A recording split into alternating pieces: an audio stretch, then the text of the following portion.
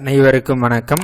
இந்த பகுதியில் தான் செய்யக்கூடிய தொழிலில் மிகப்பெரிய ஒரு பிரபலம் அடையக்கூடிய ஒரு ஜாதகம் எப்படி இருக்கும் அப்படின்றத பார்க்கலாம். இன்றைய பகுதியில் தொழில் மூலம் ஒரு மிகப்பெரிய பிரபலம் அடையணும் அப்படின்னா அதுக்கு என்ன விதின்றதை பார்க்கலாம். தொழில் அப்படின்னாலே நம்ம 10ஆம் பாவத்தை எடுத்து பேசுவோங்க. இது ஃபஸ்ட்டு விஷயம். இப்போ தொழிலில் ஒருத்தர் மிகப்பெரிய ஒரு பிரபலம் அடையணும் அப்படின்னா 10ஆம் பாவ உபநட்சத்திரம் நின்ற நட்சத்திரம் 1, 10 இந்த வீடுகளை குறிக்காட்டினா அந்த ஜாதகர் தொழிலில் ஒரு மிகப்பெரிய பிரபலம் அடையக்கூடிய ஒரு ஜாதகர். அவர் வெளியே நடந்து போனாலே இன்னார் நடந்து போகிறாரு அப்படின்ற ஒரு பேர் வெளியே தெரிகிற அளவுக்கு அவருடைய புகழ் இருக்கும். இப்போ ஆய்வுக்காக நான் உங்களுக்கு ஸ்க்ரீனில் ஒரு ஜாதகம் காட்டியிருக்கேன். இது நம்முடைய பிரதமர் அவர்களுடைய ஜாதகம், நரேந்திர மோடி அவர்களுடைய ஜாதகம். இப்போ இந்த ஜாதகத்தின் அடிப்படையில் இவருக்கு 10ஆம் பாவம் இங்கே விழுந்திருக்குதுங்க. எங்கன்னா சிம்ம ராசியில் விழுந்திருக்குது. 10ஆம் பாவ உபநட்சத்திரம் சுக்கிரன். அந்த சுக்கிரன் எங்கே இருக்குன்னா சிம்மத்திலே தான் இருக்கார். சுக்கிரன் விழுந்திருக்கக்கூடிய நட்சத்திரம் தன்னுடைய சுய நட்சத்திரத்தில் விழுந்திருக்குது.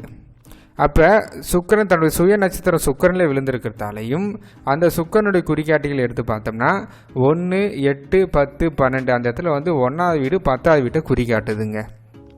1, 10ன்னு உள்ள லிங்க் ஆனதால் இவர் தொழில் மூலம் ஒரு மிகப்பெரிய பிரபலம் அடையக்கூடிய ஒரு தன்மை. இவர் உலக அளவில் எல்லா நாட்டு மக்கள் எல்லா நாட்டு தலைவருக்கும் இவர் ஒரு தெரிஞ்ச அளவுக்கான ஒரு மிகப்பெரிய தலைவராக இருக்கிறாரு அப்படின்னா அதுக்கு மிக முக்கியமான காரணம் இவருடைய ஜாதக அமைப்பு. 10ஆம் பாவ உபநட்சத்திரமும் 10ல் டெபாசிட் ஆகிருக்குது.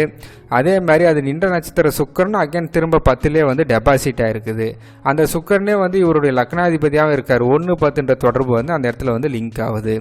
எனவே உங்களுடைய ஜாதகப்படியும் நீங்கள் செய்யக்கூடிய தொழிலில் ஒரு மிகப்பெரிய ஒரு பிரபலம் அடையணும், ஒரு பிரபலம் அடையக்கூடிய தன்மை இருக்குதான்னு நீங்கள் செக் பண்ணணுன்னா உங்கள் ஜாதகத்தில் 10ஆம் பாவத்துடைய உபநட்சத்திரம் நின்ற நட்சத்திரம் 1, 10ன்ற வீடுகளை குறிக்காட்டுதா அப்படின்றத கொஞ்சம் செக் பண்ணி பாருங்கள்.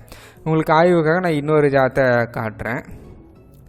இவர் பார்த்தோன்னா நம்முடைய ஆப்போனண்ட் ராகுல் காந்தி அவருடைய ஜாதகம்.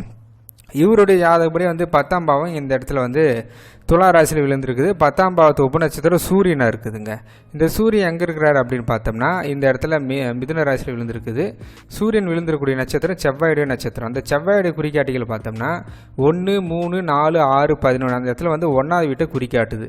அதனால் இவரும் தொழில் மூலம் பிரபலம் அடையக்கூடிய ஒரு ஜாதகம் தான்.